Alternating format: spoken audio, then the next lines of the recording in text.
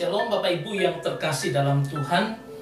Saya ingin kita melanjutkan pelajaran kita, perenungan kita, bagaimana serial kompilasi untuk bagian C atau bagian ketiga ini mengenai pengalaman pribadi saya untuk mengenal Allah, di mana Allah adalah God is over power at all. Jadi dia merupakan Allah yang menciptakan segalanya, dia yang menguasai, kemahakuasaannya tidak dapat kita jelaskan. Tapi paling tidak dia masuk dalam kehidupan kita dan menunjukkannya, dan ini yang akan saya sharingkan tentang bagaimana pengalaman saya pribadi mengenal Tuhan. Nah, kita akan masuk pada lanjutan episode yang ketiga, yaitu Allah bekerja di dalam hidup kita menurut apa? Ya, jadi kita akan melihat satu eksposisi tentang bagaimana Allah yang bekerja dalam kehidupan kita. Tapi kita akan melihat secara keseluruhan dulu bagaimana cara saya memahami dan mengenali Yesus. Pertama kita bicara tentang konsep dasar, ya, bahwa kita ini ciptaan Allah, diciptakan dalam Kristus Yesus, ya, dan kemudian itu sudah di episode yang kedua. Nah, kemudian kita bicara tentang proses pertama. Ini yang saat ini kita akan lihat di Efesus 2 ayat 13. Proses kedua, proses ketiga, dan nanti semuanya akan mengerucut kepada tujuan akhirnya. Sebenarnya tujuan akhirnya itu seperti apa? Ini pemahaman saya, dan saya ingin sharekan itu kepada kita supaya kita juga paling tidak membangun pemahaman kita yang terus develop, ya, berkembang terus untuk meningkat, ya, memahami dia sejauh dia mewahyukan itu kepada kita. Nah, inspiration behind the skin adalah saya ingin menunjukkan bahwa bagaimana Allah bekerja dalam hidup kita. Tapi sebelumnya saya akan memperlihatkan bagaimana kalau iblis bekerja dalam kehidupan manusia. Bagaimana kalau seorang manusia kemudian dirasuk oleh iblis. Iblis masuk ke dalam dia dan bagaimana ekspresinya. Kita akan melihat dan belajar bersama tentang hal ini. Nah, ini saya ambil dari film yang berjudul Konstantin, di mana Konstantin ini adalah salah seorang yang melawan iblis, ya, dan pada saat ini ada orang yang kerasukan, ya. Kerasukannya tidak biasa karena sudah panggil pendeta, doakan, tapi tidak bisa untuk mengusir setan ini, dan akhirnya mereka putus asa dan memanggil Konstantin ini. Dia beberapa kali melawan Lucifer, ya, ini cerita di dalam film. Nah, ini adalah lambang-lambang yang dipakai sebagai kekuatan iblis yang bisa ditundukkan.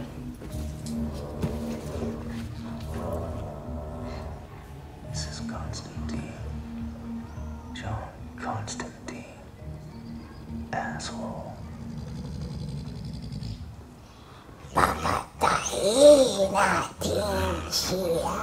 Dan iblisnya akhirnya menunjukkan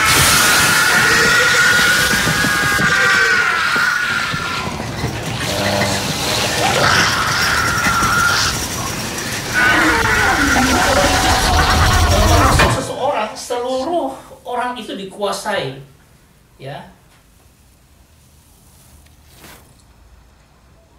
seolah-olah sudah tidak ada jiwa orang itu, tetapi iblisnya yang ada di dalamnya. Itu yang terekspos keluar. Maksudnya dan rencananya itu dia nyatakan dengan mengekspos dirinya.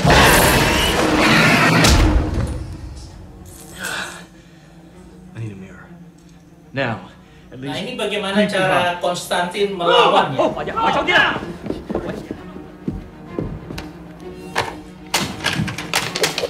Ternyata bukan iblis yang biasa. lift it up a little bit. Tie that end up. Hands over the top. Close your eyes. And whatever happens, don't look.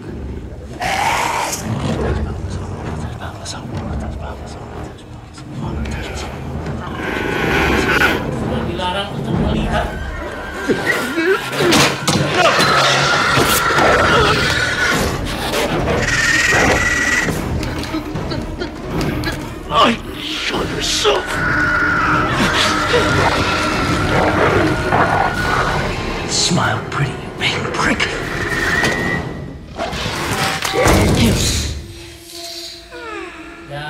iblisnya yang Big boss. merasuk. Hold it!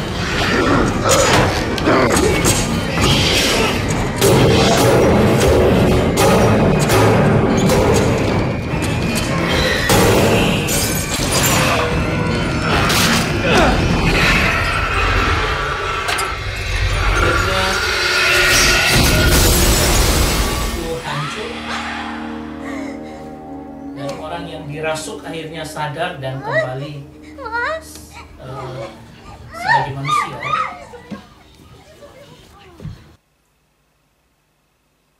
Nah, ini salah satu cuplikan bagaimana iblis menguasai manusia. Tapi saya mengajak kita untuk melihat bagaimana dengan Tuhan kita, ya, yang berlanjut dalam kehidupan kita. Saudara yang terkasih, coba kita lihat dari Filipi pasal 2 ayat 13. Karena Allah lah yang mengerjakan di dalam kamu baik kemauan maupun pekerjaan menurut kerelaannya. Ya, apa maksud Allah mengerjakan? Allah mengerjakan dari kata energon yang artinya dia mengerjakan dengan mengintensifkan pekerjaan itu, diintensifkan, dikuatkan untuk nyata dalam kehidupan kita. Ini adalah bentuk gramatikal participle present participle aktif, artinya saat ini juga, sekarang juga Allah itu sedang terus mengintensifkan kerja di dalam kehidupan kita. Ya, jadi ini cara Allah bekerja. Jadi seperti lampu, kalau kita melihat situasi tempat ini terang, itu adalah karena saya pakai kabel, kemudian dicopkan ke sumber listriknya, stop kontak. Lalu lampu itu menyala. Sama seperti itu, Tuhan selalu mengintensifkan dengan mencopkan itu ke dalam dirinya dan power itu keluar dan akhirnya memberi terang. Nah, kerjanya itu seperti itu, Tuhan mengerjakan di dalam kita. Ya. Kemudian kalau kita lihat kemauanmu, telein. Kata telein, kemauan kita adalah hasrat dan keinginan, harapan, itu kemauan. Ya, kemauan. Bagaimana kemauan itu sebenarnya ini bicara tentang pilihan aktif dari dorongan subjektif. Kita akan memilih melakukan sesuatu sesuai dengan kemauan kita. Padahal sebenarnya itu ada dorongan subjektif dari Allah yang masuk dalam hidup kita. Jadi Allah tidak membiarkan kita untuk mengerjakan pekerjaan yang Dia sediakan bagi kita, lalu membiarkan kita melakukan sekenanya kita. Enggak. Dia intensifkan pekerjaan di dalam dan dia masukkan dorongan subjektifnya supaya apa? Pilihan kita itu adalah sesuai dengan kehendaknya. Ya, jadi di dalam kamu baik kemauan, ya dalam kamu baik kemauanmu itu ada dorongan subjektif Tuhan, hasrat Tuhan di dalamnya maupun pekerjaan, ya. Nah, kalau dorongan dari kemauan ini adalah pilihan aktif dari dorongan subjektif, ini adalah present infinitive aktif.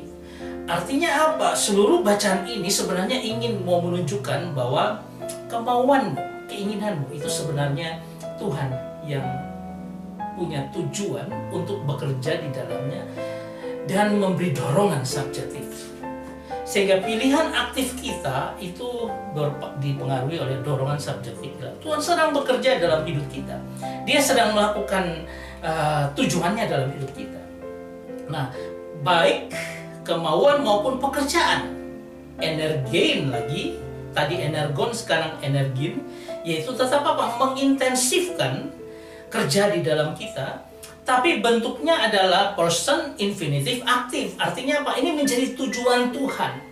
Kemauan dan pekerjaan itu adalah sebuah tujuannya. Dia ingin kita sadar bahwa sebenarnya baik kemauanmu maupun apa yang kamu kerjakan sebenarnya adalah apa? Itu tujuan saya. Tapi tujuan saya itu menurut apa?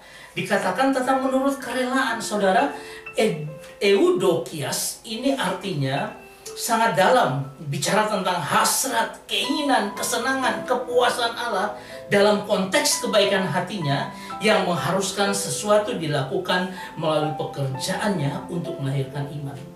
Artinya apa? Semua ini, ya, dorongan dari dalam, intensifkan pekerjaan, dan tujuan-tujuan Tuhan untuk apa kemauan kita dan pekerjaan itu sesuai dengan kerelaan hatinya. Artinya gini, itu harus sesuai dengan kepuasan Allah dalam hidup kita.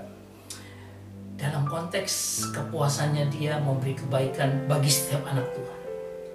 Mengharuskan sesuatu tindakan dilakukan untuk pekerjaannya, untuk melahirkan iman.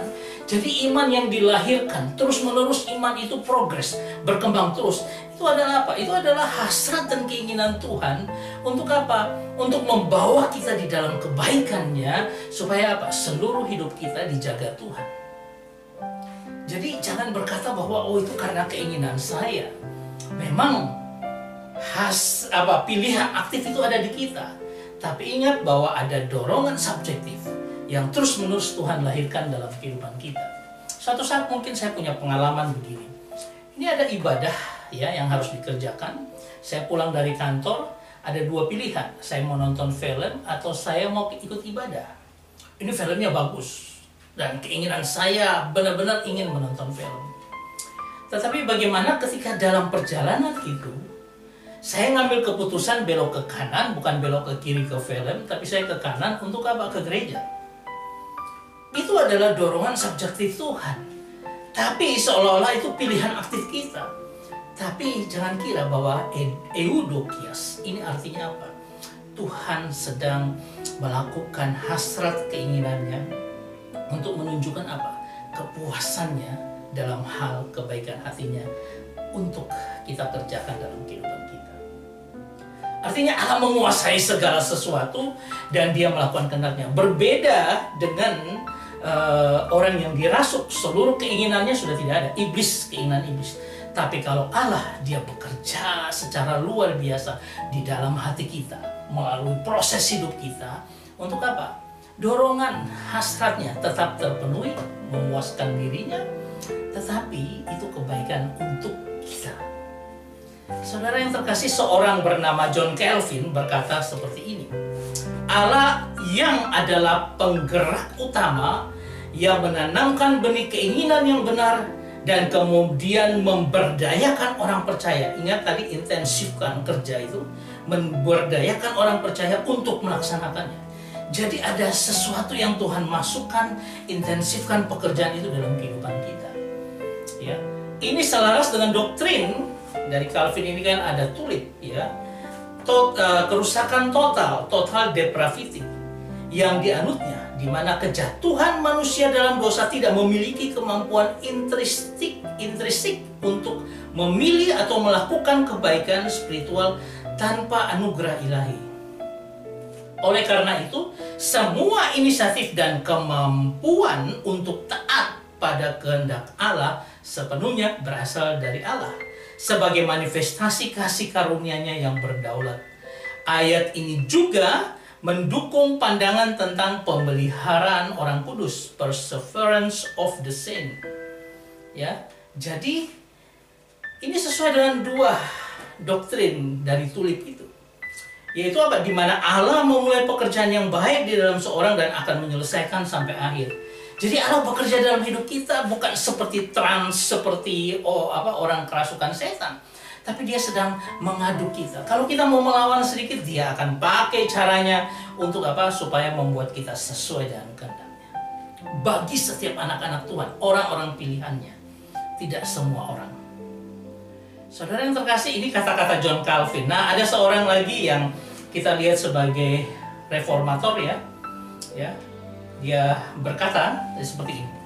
Pandangan Luther tentang perbudakan kehendak atau bondage of the will ya, secara konsisten mendukung penafsiran bahwa manusia tidak memiliki kehendak bebas yang sejati untuk melakukan kebaikan rohani tanpa intervensi Allah. Baginya, Filipi 2 ayat 13 ini akan menegaskan bahwa pertobatan, iman, ketaatan bukanlah usaha manusia semata, melainkan buah dari pekerjaan Roh Kudus di dalam hati kita. Jadi jangan berkata bahwa kita bisa melakukan semua dengan kemampuan kita. Ini sejalan dengan pendekatan pada sola gratia, anugerah saja, sola fide, iman saja sebagai dasar keselamatan. Allah bukan hanya mengampuni dosa melalui Kristus, tapi juga memberdayakan orang percaya untuk hidup dalam kebenaran melalui pekerjaannya di dalam diri mereka. Jadi Allah sedang dengan Roh Kudusnya masuk dalam hidup kita, lalu Dia menunjukkan bagaimana harusnya kita hidup. Dia menuntun kita, Dia mempengaruhi kita, memberikan suatu motivasi subjektif, ya, motivasi rohani, supaya apa? Supaya kita menurut akan kehendak yang baik, kepuasan yang sesuai dengan kebaikan hatinya dalam kehidupan kita. Nah, ini ada seorang Charles Spurgeon, juga seorang teolog yang luar biasa. Dia menafsirkan Filipi 2 ayat 13 dengan penekanan pada kemahakuasaan dan kedaulatan Allah dalam menginisiasi dan menyempurnakan kehendak dan tindakan orang percaya. Semua kemahakuasaan Allah, itu kedaulatan Allah dalam kita. Ia sering menekankan bahwa segala kebaikan yang ada dalam diri orang percaya adalah karena anugerah Allah. Bagi Spurgeon, ayat ini akan menjadi sumber penghiburan yang besar. Karena apa? Meski orang percaya diperintahkan untuk mengerjakan keselamatan, Filipi 2 ayat 12, mereka tidak melakukannya dengan kekuatan sendiri. Sebaliknya, Allah sendirilah yang bekerja di dalam mereka, memberikan baik keinginan maupun kemampuan. Ini mendorong kerendahan hati, ketergantungan sepenuhnya kepada Allah. Bahwa kita ini nothing, kita ini bukan apa-apa. Karya keselamatan yang Tuhan berikan dan Dia nyatakan dalam hidup kita, itu sepenuhnya adalah gerakan Tuhan. Itu sepenuhnya adalah maksud dan rencana Tuhan yang baik, memuaskan keinginannya yang dengan kebaikan hatinya untuk nyata dalam kehidupan kita. Ya, jadi saya mau tandaskan lagi, kalau kita rekapitulasi hasrat dan tindakan Allah, kita sudah lihat di bagian pertama, Allah menciptakan, Allah mengerjakan hasratnya, Allah sudah siapkan sebelumnya, dan Ia mau kita hidup di dalamnya. Dan sekarang kita belajar Allah yang mengerjakan semuanya bagi kita, Allah yang menginspirasi kita untuk melakukan kehendaknya, Allah yang mengintensifkan pekerjaannya dalam hidup kita, Dia intensifkan terus kerjanya dalam hidup kita, dan Allah yang melalui hasrat hatinya menuntut kepuasan dalam kebaikan hatinya. Jadi kata kerelaan itu adalah apa? Saya mau memberikan hasrat keinginan yang kuat untuk kepuasan saya melalui apa? Saya mengerjakan itu dalam kehidupan dengan cara yang luar biasa harus. Nah, kita akan melihat selanjutnya dalam episode yang keempat. Banyak hal sudah mulai kita terbuka, bahwa Allah akan support dan memberi kekuatan dalam seluruh kehidupan. Itu intervensi Allah dalam hidup kita. Dan saya boleh katakan bahwa hampir seluruh kehidupan kita diintervensi oleh Allah dalam kebaikannya bagi kita. Sehingga kita tidak ragu bahwa Dia Allah yang kalau ada di dalam tangannya tidak akan pernah ada yang merebutnya, dan Dia akan bawa kita sampai kepada tujuan akhir yang Dia kehendaki dalam kehidupan kita. Saya berharap ini menjadi berkat dalam kehidupan kita, untuk semakin mengenal Allah. Allahku ini seperti apa ya? Allahku ini bagaimana bekerja dalam kehidupan kita, dan bagaimana semua segala inisiatif Tuhan, bagaimana intensifnya Tuhan melakukan semuanya itu sebenarnya hanya untuk kebaikan hati, menunjukkan hasrat keinginan kebaikan hatinya bagi kita. Dia Allah yang mengasihi kita, yang luar biasa. Saya berharap ini menjadi berkat dalam kehidupan kita. Tuhan memberkati kita semua. Amin.